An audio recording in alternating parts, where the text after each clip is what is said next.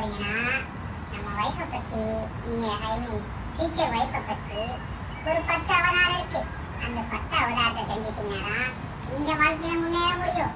அது என்னென்ன பாத்தீங்கன்னா, காலையில எந்திரிக்கும் போது ரஷ் அவர்ல ஆபீஸ் ஒர்க்ல அஷ்டலட்சுமியா இருப்பா அப்படின்னு ஒரு சாமியார் நம்மகிட்ட சொல்லியிருக்காரு. அடுத்து குழந்தைகளுக்கெல்லாம் பாடம் எடுக்கும்போது சரஸ்வதியா இருப்பா. அப்புறம் பணம் செய்யற இடத்த மிச்சம் பண்ணும்போது அகலட்சுமியா இருப்பா. அப்புறம் இது என்ன சொன்னா மறந்து வச்சு சாப்பாடு செய்யும் போது அன்னபூர்ணியா இருப்பா. இப்படி சொல்லிக்கிட்டே போலாம். கிட்டத்தட்ட இது வரைக்கும் எவ்வளவு வந்து நாள் வந்திருக்கா. அடுத்து நம்மளோட தேவையான நேரத்துல குடும்பத்துக்கு உறுதியா நிற்கும் போது பார்வையா இருப்பா. இந்த மாதிரி ஒவ்வொரு அவதாரமா எடுத்துக்கிட்டு இருப்பாங்க. அப்புறம் இது நார்மல். அடுத்து ஒரு வீட்டுக்காரங்க நம்ம தான் ஏதாவது குளிச்சுட்டு ஈர டவலை பெட்டு மேலேயோ இல்லை ட்ரெஸ்ஸிங் டேபிள் மேலேயோ இல்லை அவங்க ட்ரெஸ் மேலேயோ காய போட்டிங்கன்னா அந்த இடத்துல துர்கா தேவியா இருப்பா. இந்த மாதிரி தான் அவதாரங்கள் பாரி நம்மளை போட்டு உள்ளே எடுத்துக்கிட்டு இருக்கோம். அப்புறம் காய்கறி வாங்கும்போது, அப்புறம் என்ன சொல்றது, வேற ஏதாவது ஸ்நாக்ஸ் வாங்கிட்டு வரும்போது பத்திரகாளியா இருப்பா. இந்த மாதிரி தான் டிஃப்ரெண்டா நம்ம கிட்ட சொல்லி நம்மளை கடுப்பேற்றுவாங்க. அதுக்கு மேரேஜ் பண்ணாம யாரும் இருந்துடாதீங்க. அது பண்ணினாதான் தெரியும் அந்த கஷ்டம் என்னன்னு.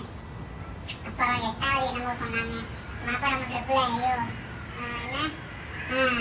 இப்போ என்னன்னா சிரமப்பட்டு குளிச்சு நீட்டா ட்ரெஸ்ஸிங் பண்ணி மேக்கப்லாம் போட்டு பவுடர்லாம் போட்டு நிற்கும் போது நம்ம பார்க்காம போனா மகிஷா, அதாவது ஒரு சாமி பேர் மகிஷாசுரம் வர்தினி அப்படி இருப்பான்.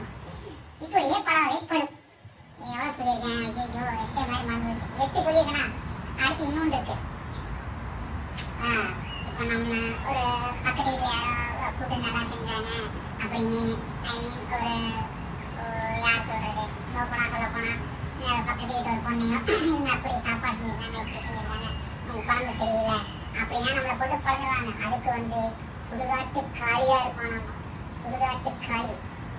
அப்புறம் என்னமோ சொன்னாங்க, குழந்தை வீட்டுக்கு செல்வது ஏதோ சொல்லியிருந்தாங்கன்னு.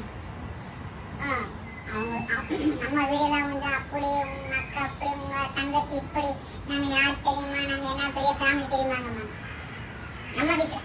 அவங்க வீட்டுக்கெல்லாம் ஏதாவது செய்யும் போது அவங்க வீட்டுக்கு போகும்போது அப்படி ஒரு சந்தோஷம், அப்படி ஒரு ஜாலி. இந்த டைம்ல போயிருக்காங்களாமா ராஜராஜேஸ்வரியா இருப்பாங்க. இப்ப எல்லா சாமி பேர் சொல்லியும் சொல்றாங்க.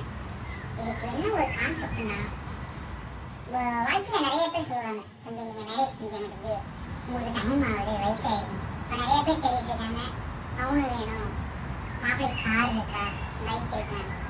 அப்படியெல்லாம் கேட்டாங்கனாலும் அதை கட் பண்ணி விட்டுருங்க. புரியுதா? ஒரு நல்ல பொண்ணா பார்த்து மேரேஜ் பண்ணுறாங்க. உங்க வாழ்க்கையை அது மிக ஒரு சிறந்த என்ன சொல்றது ஒரு பொழிவார் ஒன்று